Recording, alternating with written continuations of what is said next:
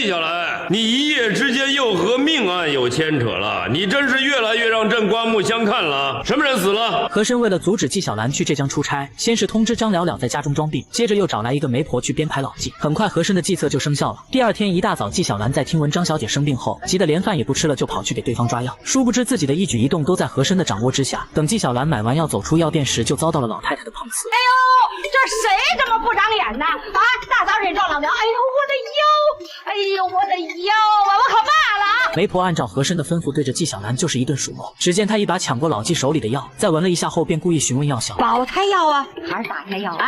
呸！你说什么呢？你这是？媒婆立马装模作样的扇了自己一个嘴巴，表示自己应该小点声。这下瞬间将周围的路人全都吸引了过来，接着又询问是哪家的姑娘。听说纪大学士又接了个唱曲儿的姑娘进府，哎呦，纪大学士，您可得在意着点身子骨。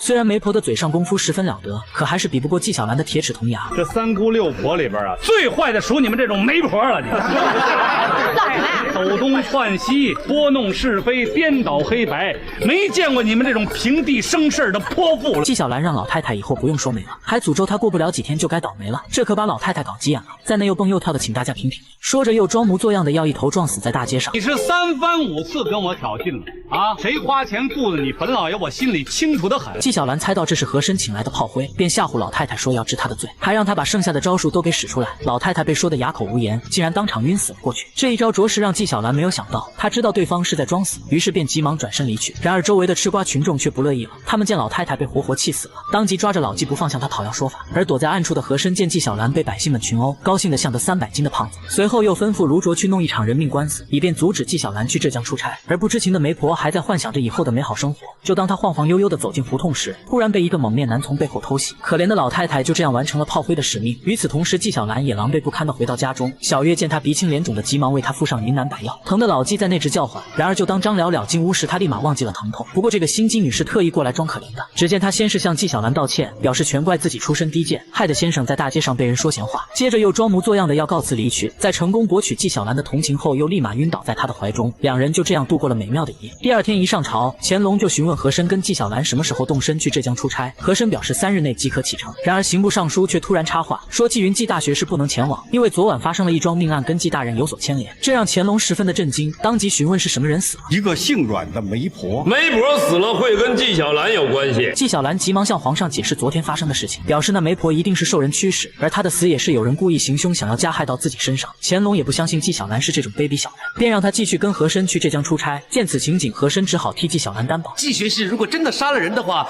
奴才愿意自己摘去顶戴花翎，听凭皇上发落。文武百官们见状也纷纷效仿何大人替纪晓岚做稿。下朝后，君臣3人又跑到后院里聊起了家常。纪晓岚想带张了了一块出差，可却支支吾吾的不敢开口。和珅于是把他想说的话给讲了出来，乾隆这才恍然大悟。他见纪晓岚好不容易才谈一次恋爱，便答应了这个请求。处理完老纪的事情后，和珅也趁机提了一个建议，他希望乾隆任命自己为带头大哥，以便在出差之时管理众人。然而没等乾隆开口，纪晓岚就立马出言阻止。你说这和珅朝上朝下的维护着你，就这么点事儿你都不让着他，你这朋友不能交。他何大人凭什么就自荐自取，伸手要权要官呢？由于两人谁也不服气谁，乾隆无奈之下只好想了一个折中之法。这日子有单双，是逢单日呢纪大人为首，逢双日呢这何大人为主，这样轮流着当头，怎么样？臣以为这还算公平。卢卓得知此事后，又开始提心吊胆了。他担心事情败露，急忙来找和珅商议对策。可没想到对方又想到了一条妙计去阻止纪晓岚。